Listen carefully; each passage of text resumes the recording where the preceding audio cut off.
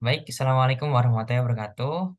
Perkenalkan kami dari kelompok 2 dengan anggota yang pertama saya Ahmad Hanafi Mubarok dengan nomor absen 02 dengan NIM 21417662009. Kemudian dilanjut rekan saya.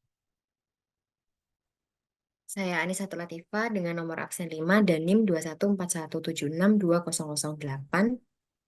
Kemudian saya Margareta Fiolna Putri dengan absen 13 dengan nomor NIM 2140.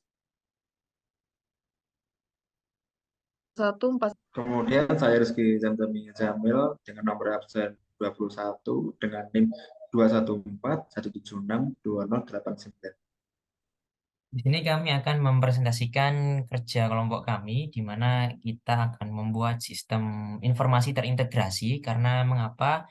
Karena kita berusaha mengimplementasikan matkul-matkul yang diajarkan semester ini ke dalam satu aplikasi, di mana sistem ini akan fokus untuk visualisasi data untuk sistem informasi manajemen di tingkat atas. Lalu kita juga mengimplementasikan enterprise architecture, di mana di dalamnya terdapat 3 sistem, terdapat SIAKAT, sistem informasi angket, serta sistem informasi PKS atau pelaporan kekerasan seksual. Untuk detailnya seperti apa bisa dilanjut keterangannya oleh rekan saya.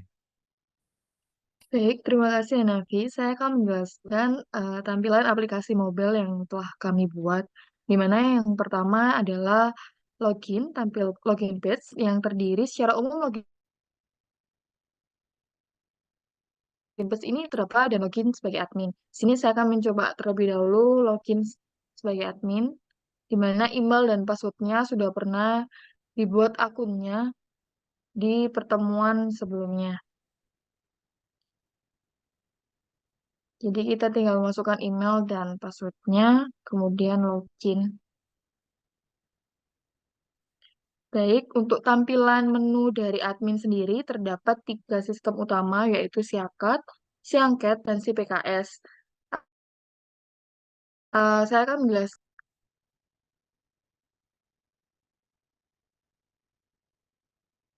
Bisa ke menu Siakat, baik. Nah, di menu Siakat ini kami menampilkan beberapa visualisasi terkait data akademik yang sudah kami terima sebelumnya. Untuk visualisasi pertama adalah presentasi status mahasiswa lulus, keluar atau mengundurkan diri, mengulang TA, mahasiswa tidak jelas. Untuk presentasinya sendiri, mahasiswa lulus sebanyak 77%, keluar atau mengundurkan diri sebanyak 11%, mengulang TA. Kemudian untuk jumlah mahasiswa sendiri ada pada visualisasi kedua, yaitu lulusnya 173 orang, mengulang TA 15 orang, keluar atau mengundurkan diri 17 orang, dan status tidak jelas 11 orang. Untuk visualisasi yang ketiga adalah rata-rata IPK per tahun, di mana dari visualisasi ini dapat dilihat pada IPK terendah itu ada pada tahun 2019, dan IPK tertinggi ada pada tahun 2021. Selanjutnya, pada submenu kelola nilai akan ditampilkan menu manajemen ataupun kelola nilai mata kuliah. Ini adalah nilai IPS setiap mata kuliah yang bisa diedit oleh admin. Jadi admin bisa mengedit nilai dan jenis mata kuliahnya, nilai mata kuliah, nilai IPS-nya. Nah, selanjutnya adalah lihat IPK mahasiswa. Ini adalah nilai kumulatif dari IPS yang sudah dimasukkan pada menu sebelumnya. Nah, di sini terdapat dari detail informasi mahasiswanya, dari ini nama mahasiswanya, kemudian ada statusnya dan IPK-nya. Dan untuk menu kedua, selain SIAKAT adalah SIANKET atau Sistem Informasi Data Kuesioner Mahasiswa. Nah, ini sebenarnya hampir sama dengan tampilan sebelumnya yang sudah kita demokan pada pertemuan sebelumnya, pada UTS. Jadi, responden, IPK, dan beberapa chat yang sudah kami demokan di pertemuan sebelumnya. Untuk tambahannya ada di form ataupun button tambah data yang ke atas. Nah, ini adalah form tambah data saat kita ingin memasukkan ya laporan. Di sini ada 2 form, ada 2 jenis form, yaitu laporan kekerasan dan laporan survei. Nanti laporan kekerasan akan disimpan pada si PKS, kemudian ada tambah laporan survei. Ini kita akan coba klik tambah laporan survei. Nah, ini sesuai dengan data yang diberikan. Misalnya kita akan coba tambahkan ya. Ini genrenya kita pilih, kemudian umur, gender juga kita pilih. Untuk angkatan tahun keberapa, dan pilih negaranya, dan jenis reportnya seperti apa. Kemudian untuk kliknya, klik submit untuk menyimpan data yang kita tambahkan. Masih proses, dan berhasil menyimpan data. Tambahkan ataupun data report dari akademik ini, kita bisa melihat pada menu lihat hasil responden. Nah, ini juga ada dua, kita pilih lihat hasil responden yang data akademik yang sudah kita masukkan. Nah, ini ada yang ditampilkan ada genre, jenis reportnya seperti apa, dan GPA-nya. Sedang proses.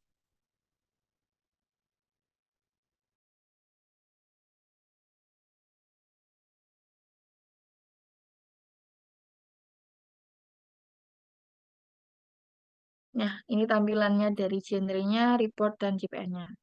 Dari data laporan untuk evaluasi akademik.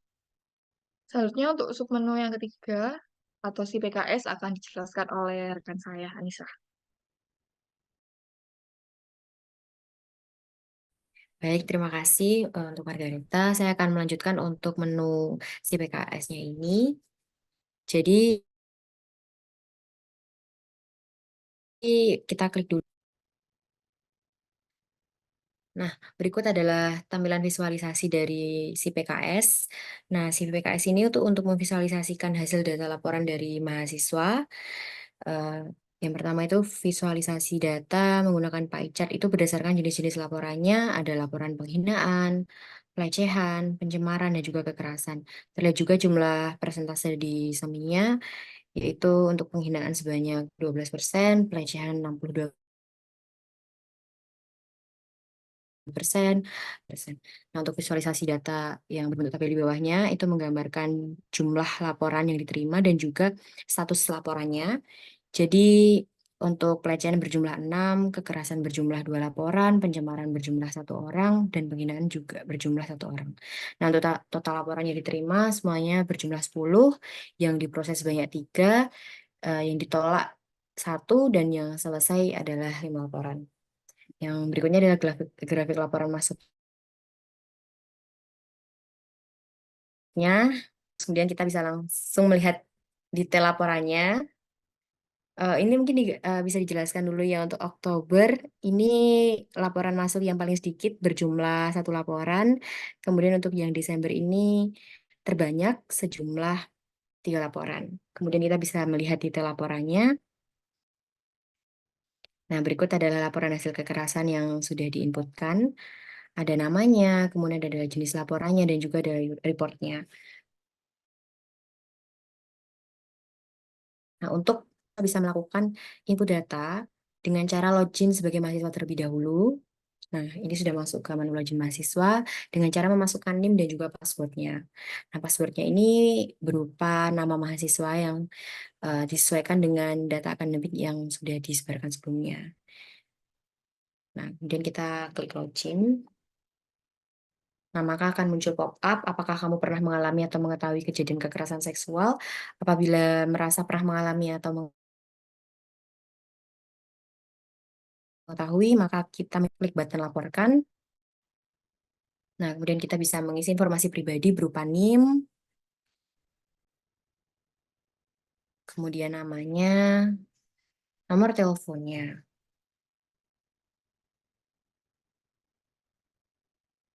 Nah, untuk laporan penggunanya kita bisa milih jenis laporan apa, kemudian reportnya, dan juga pilih file atau bisa dibilang bukti, kemudian klik submit. Nah, konfirmasi ya, data sedang diproses dan data berhasil disimpan.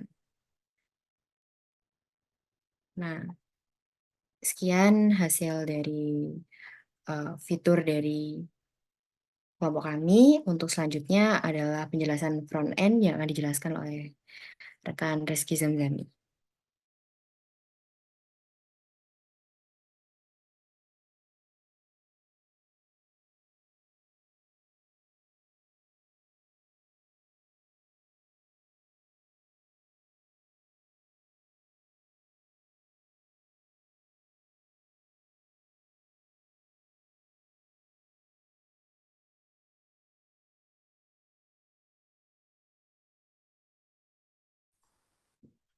Oke, berikutnya adalah giliran saya, Rizky Zamzami sebagai penanggung jawab dari front end dari proyek ini.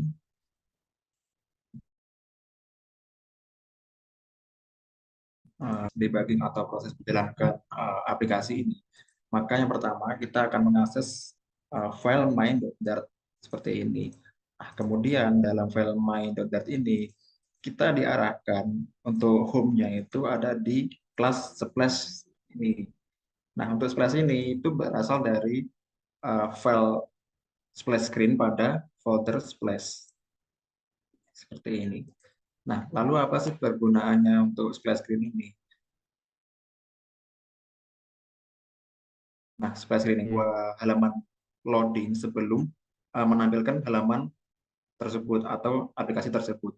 Nah, di sini saya memberikan delay untuk proses penjalanan splash screen ini sebanyak 3 detik. Nah, kemudian setelah 3 detik splash screen dijalankan, maka akan diarahkan ke kelas login page. Kemudian untuk proses penampilan dari splash screen atau pengaturan dari splash screen ini dengan box decoration backgroundnya warna merah, kemudian ada logo dari sistem ini dan juga ada indikator loading berwarna kuning. Kemudian masuk ke halaman login page.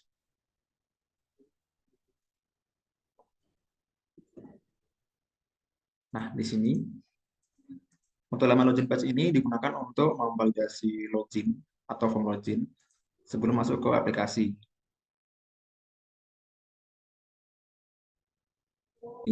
Digunakan untuk login mahasiswa. Secara defaultnya itu sebagai mahasiswa. Karena itu di sini mengambil data dari NIM dan juga password. Nah, di sini adalah function untuk memanggil data dari mahasiswa, yaitu dengan API login mahasiswa dengan data yang diambil adalah NIM dan juga password. Nah, ketika sistem memberikan pesan kode 200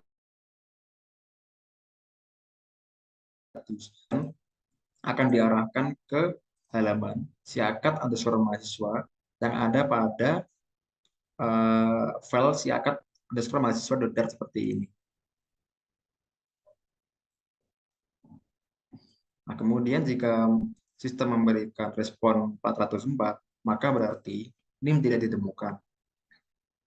Nah, ketika menampilkan pesan 401, maka password salah atau status mahasiswa tidak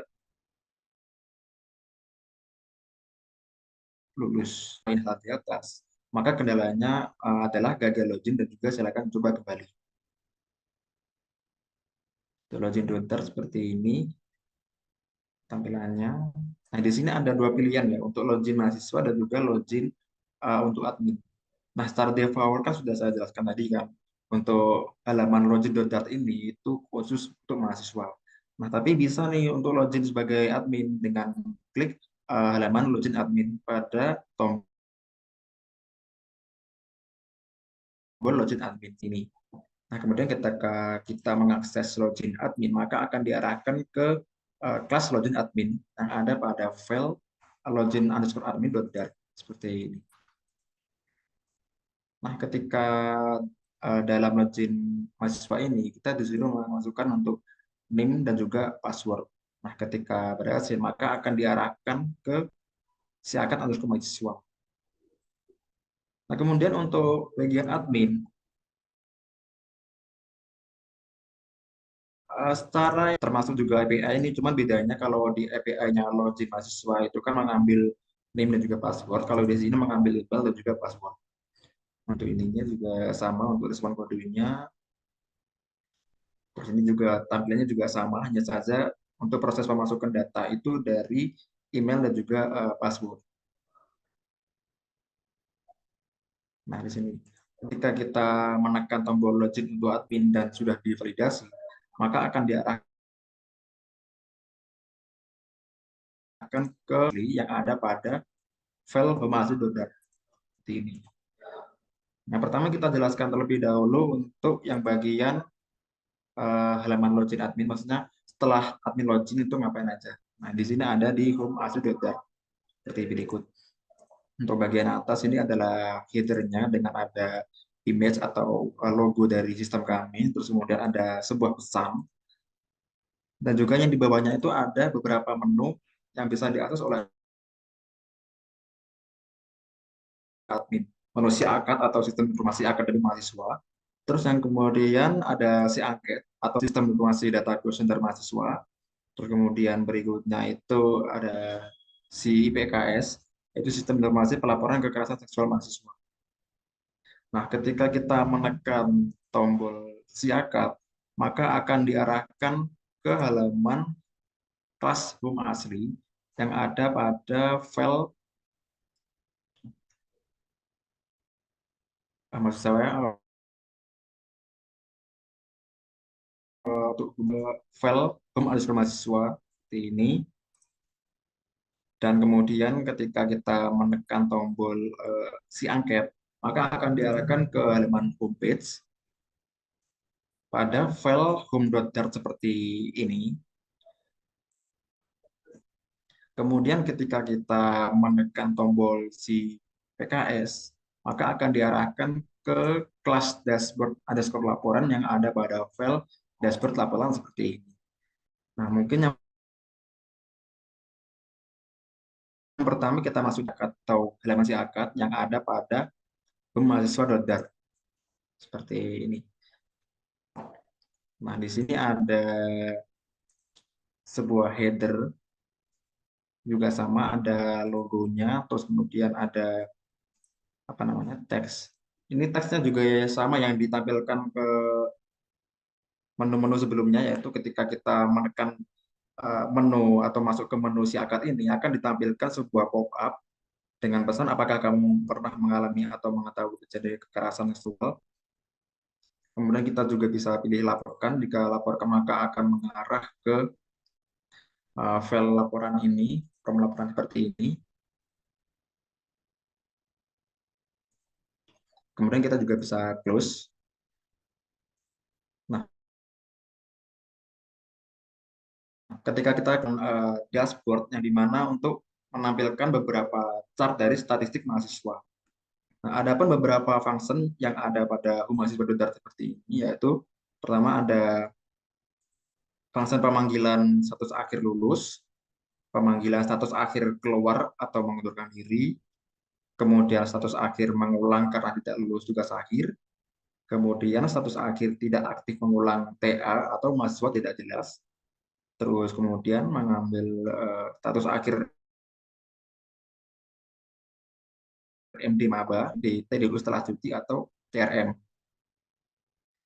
Nah, kemudian pada mahasiswa ini kita juga bisa menekan tombol kelola data atau kelola nilai mahasiswa, itu nanti akan mengarah ke file detail IP matkul .dart seperti ini.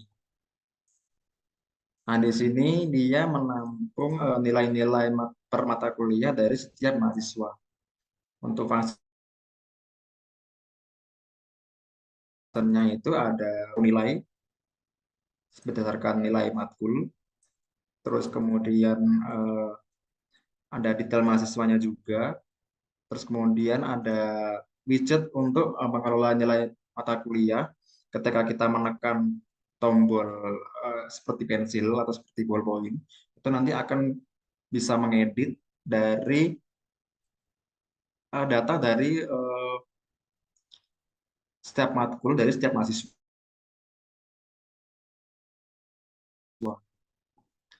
Kemudian setelah itu lanjut ke mahasiswa sebelumnya, itu juga ada fitur untuk lihat IPK mahasiswa.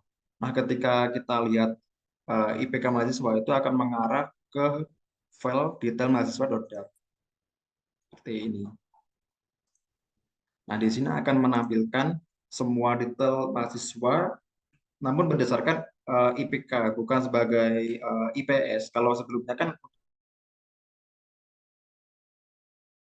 untuk didetailkan setiap nilai setiap matkul per mahasiswa. Nah, untuk di sini kita menampilkan nilai IPK setelah keseluruhan seperti ini. Untuk bagian widgetnya seperti ini. Kita mengambilkan data NIM, nama mahasiswa, status, dan juga IPK. Terus kemudian kita keluar kembali ke menu berikutnya, itu menu si angket atau sistem informasi data kuesioner mahasiswa. Nah, untuk si angket ini ketika kita diklik, maka akan mengarah ke homepage seperti ini. Nah, ini sebenarnya adalah halaman-halaman sebelumnya dalam proyek-proyek kita yang lalu, terutama pas pada saat UTS kemarin. Jadi mungkin di sini tidak ada perubahan, cuman untuk menu yang kemarin itu ditampilkan di sini seperti itu. Juga kita menekan tombol si angket tadi akan langsung mengarah ke halaman dan juga akan menampilkan pop-up dengan pesan apakah kamu pernah mengalami atau mengetahui kejadian kekerasan seksual atau enggak. Nanti bisa di close dan kemudian kita ketika di close maka akan menampilkan halaman awal yang halaman awal sebelumnya seperti pada proyek-proyek sebelumnya. Mungkin tidak perlu dijelaskan lagi ya karena memang halamannya juga sama.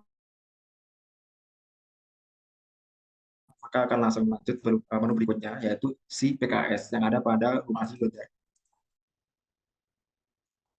Nah, ketika kita menekan tombol si PKS atau sistem informasi pelaporan kekerasan seksual mahasiswa ini, kita akan diarahkan ke kelas dashboard underscore laporan yang ada pada file dashboard laporan terdaftar seperti ini. Nah, di sini untuk tampilannya juga sama, kurang lebih sama dengan halaman yang ada pada beberapa chart tentang statistik dari responden kekerasan seksual. Seperti ini. Ini juga sama ya, ketika kita menekan masuk ke halaman ini, maka juga akan menampilkan pop-up dengan pesan apakah kamu pernah mengalami atau mengetahui kejadian kekerasan seksual atau enggak. Dan juga bisa di close. Untuk fungsinya yang dipanggil di sini ada pelecehan seksual, kemudian jenis kekerasan, kemudian jenis pencemaran nama baik, kemudian jenis penghinaan, kemudian ada jumlah laporannya, kemudian ada future item navigator entry untuk diarahkan ke form laporan ketika kita menekan tombol lapor yang ada pada pop-up di sini. Oke.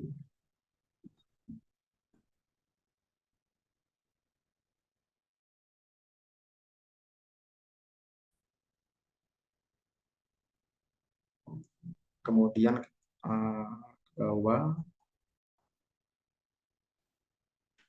cut sih, soalnya nampil lagi. Oke, langsung saja mungkin seperti itu yang bagian untuk admin, kemudian kita masuk ke bagian mahasiswa.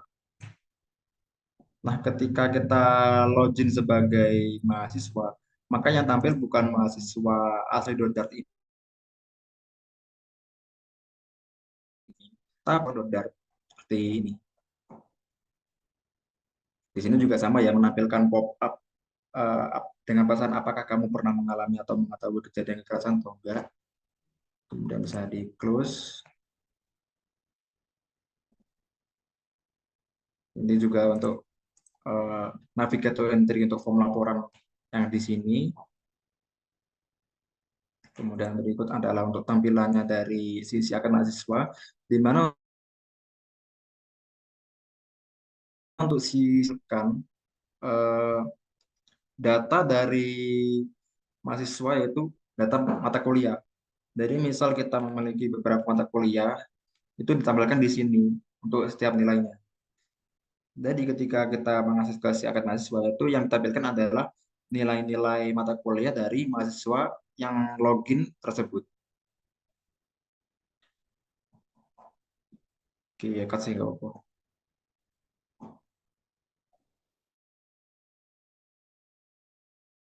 Itu untuk bagian front end dari saya. Mungkin berikutnya akan dijelaskan back end dari teman saya, Hanafi. Baik, terima kasih Rizky. Selanjutnya saya akan menjelaskan tentang skema backend yang saya buat.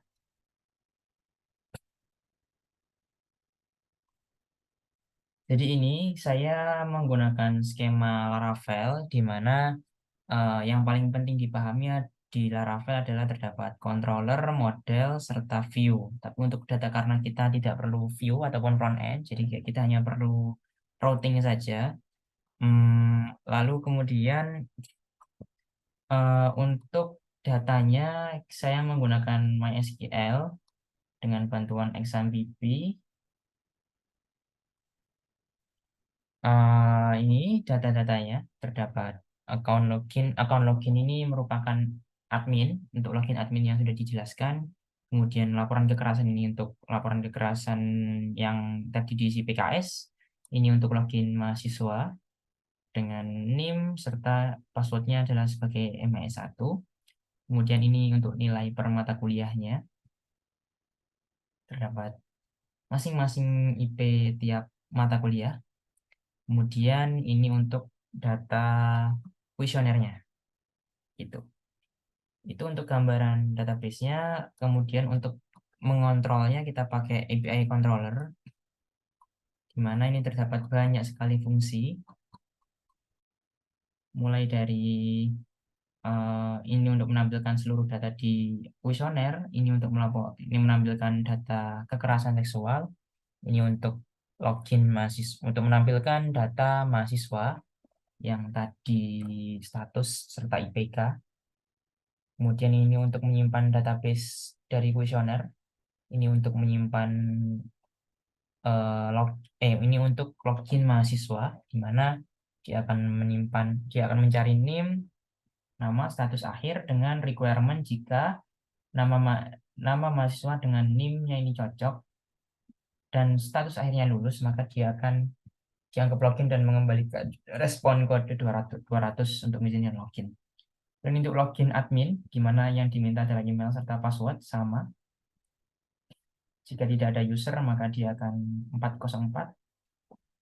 Jika user password sama dengan passwordnya sama, dia akan login. Kemudian untuk register, ini untuk pendaftaran user baru. Kemudian ini lapor untuk untuk menambah data laporan kekerasan. Kemudian ini untuk menampilkan data kuesioner, di mana diurut berdasarkan ID. Ini untuk mengedit data kuesioner.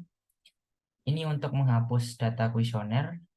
Ini untuk menghitung jumlah baris keseluruhan dari data kuesioner. Lalu kemudian kita akan mengurutkan atau mensortir berdasarkan gender, di mana kita menggunakan parameter gender MF sesuaikan dengan data yang ada. Jika parameternya cocok, maka akan langsung dihitung dan mengembalikan jumlah baris yang sesuai dengan filter. Kemudian ini berdasarkan negara. Lalu kemudian sama, ini berdasarkan genre. Ini untuk menghitung rata-rata umur, ini untuk menghitung rata-rata IPK, ini untuk menghitung mahasiswa di tabel mahasiswa sesuai dengan parameternya, lulus, keluar, mengundurkan diri, sama seperti yang tadi. Ini untuk laporan, ini menghitung semua jumlah laporan. Ini untuk menyortir berdasarkan jenis, mulai dari pelecehan seksual, kekerasan, pencemaran nama baik, serta penghinaan. Kemudian ini untuk menampilkan seluruh nilai matkul yang tadi ditampilkan pada menu detail matkul. Kemudian ini untuk nilai matkul itu sendiri. Jadi itu, lalu untuk modelnya kita menggunakan 1, 2, 3, 4, 5 database. Kemudian untuk routingnya, untuk menyederhanakan pemanggilan function ke controller, eh, kita menggunakan ini routing. Lalu setiap kita kita tes melalui Postman. Itu untuk skema database-nya. Ini untuk gambaran database-nya menggunakan PHP MySQL. Itu mungkin sekian dari kelompok kami. Kurang lebihnya saya mohon maaf, kita juga mohon maaf. Terima kasih. Wassalamualaikum warahmatullahi wabarakatuh.